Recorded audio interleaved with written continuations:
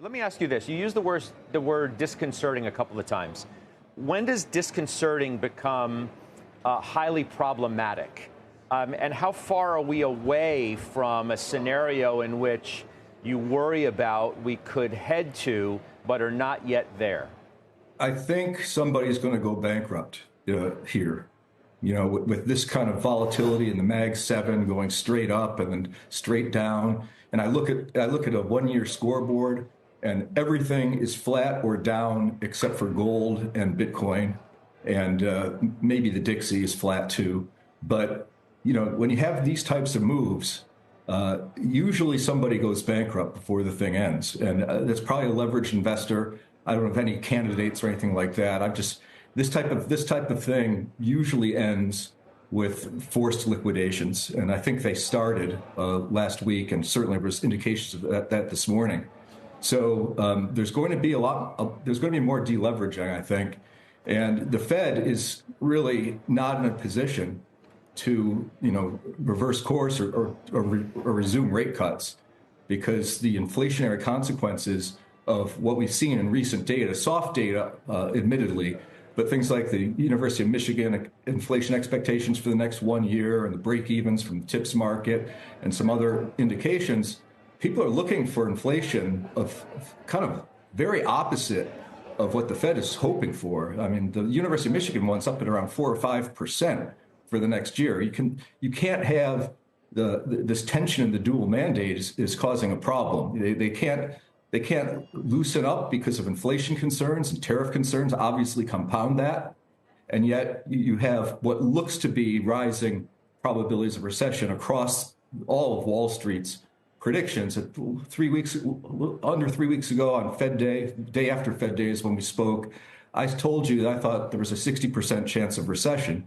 I thought that was way out of line with consensus. I think it was more like around 30 or 30, maybe 35 for the consensus. But I just saw on the screen today on your network that I think the consensus is up to 55%. Yeah. And I think I can only raise my 60%. So it doesn't really matter. It's just the odds favor a recession at this point. It's kind of hard to see how we avoid it.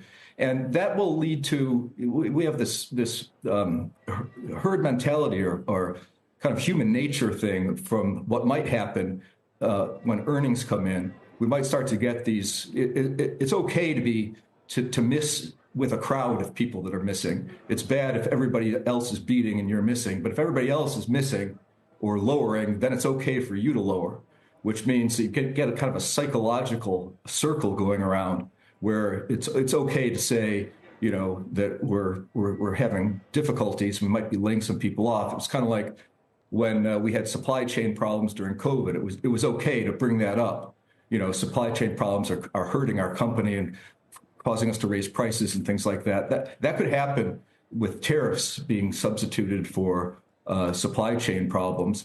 So I've been saying that the market was just ridiculously overvalued going to 2025. I mean, the CAPE ratio on the S&P 500 PE was something like 38, which is just unheard of. It's only happened like once or twice before, and was the second highest CAPE ratio ever.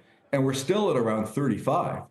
We started so overvalued on junk bonds. The spreads were so tight and the CAPE ratio was so high. There's just a lot of room for this to normalize. We've already seen, as I said moments ago, we've already seen junk bonds versus treasuries go to kind of normal valuations from very overvalued.